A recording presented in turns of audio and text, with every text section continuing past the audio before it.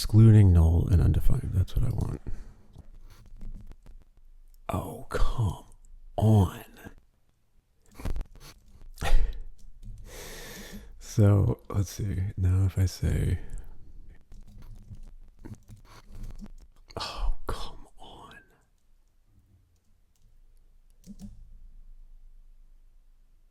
Okay, well, that's...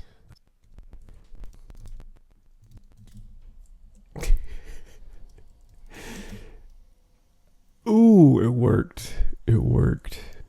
I mean, it's a total shit show, but it worked. Well, yeah, that's the whole point.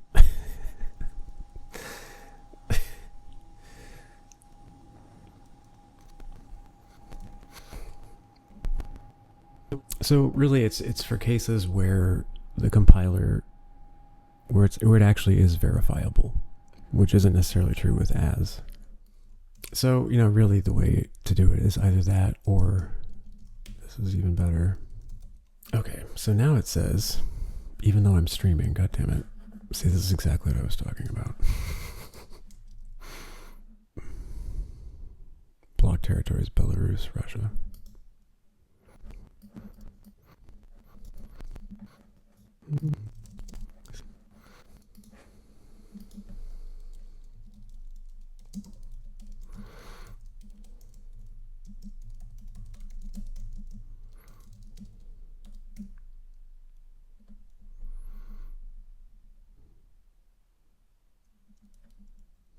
So yeah, it's pretty predictable. This is what it does. Only, unfortunately, you can't detect it using the API, or at least not anything I've discovered yet using the API. But this is predictably what it does when you don't visit this page before you start the stream.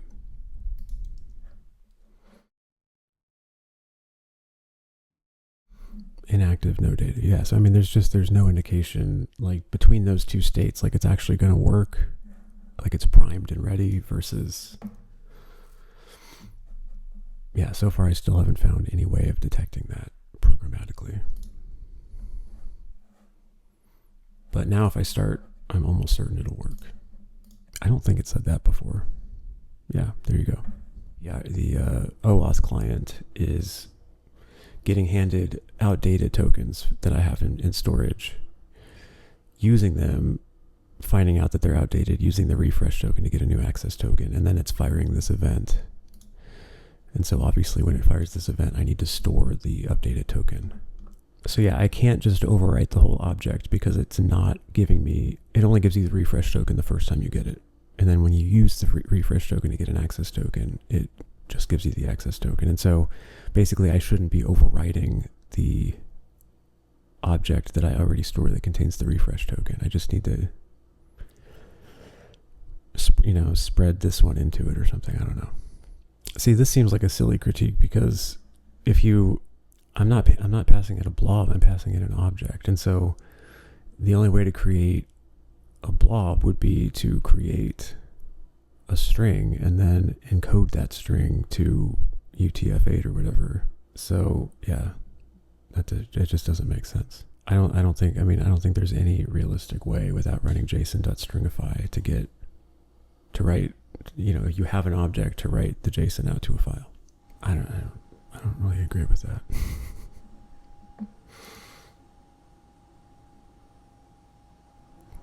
Okay, well, that's enough for me to think mine is fine.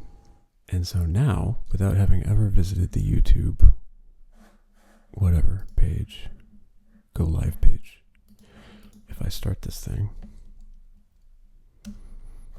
grabs those files from the queue, it starts streaming. That part isn't surprising, it's always done that. But what's different is this time, it should actually be registering on YouTube. Oh my god, this thing knows what I just can't resist. Oh, I missed it. Fucking Pete Rose and Nolan Ryan. Oh no. Oh shit, I don't think it's working. Fuck. Man, that's really too bad. I really thought that was gonna work. This one, okay, well, so scheduled start time that's kind of interesting. So scheduled start time is undefined for the ones that I did, just the normal way, like going to this page, going live on youtube.com, and then just streaming when it says it's ready. In those cases, scheduled start time is undefined. But the reason that I added this scheduling, that I added this property to the API call, is because when I didn't have it, I think I got an error that said you have to have it. Obviously, there's API documentation that I've been very stubbornly avoiding looking at. But that's, I ended up not really quite taking this advice. I mean, instead of this, I'm just defining the functions internal to this function, and then returning an object with those functions as properties of the object. With keys referencing those functions. What I'm interested in is this auto start. Ooh.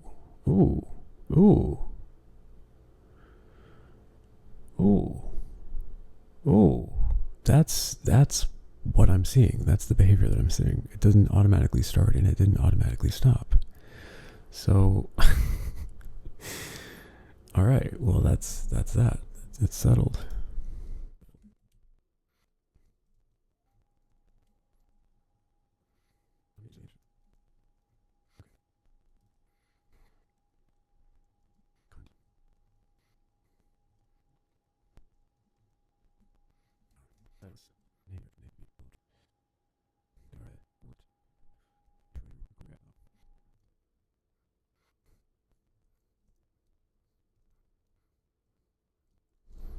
Ooh, got it.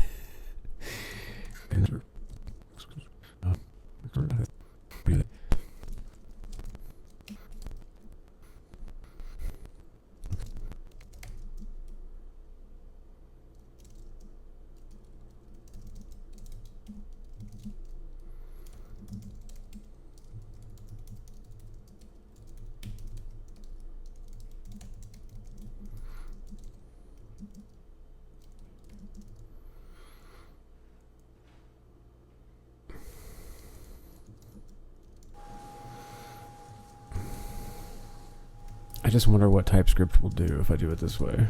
Yeah, TypeScript suddenly is chill.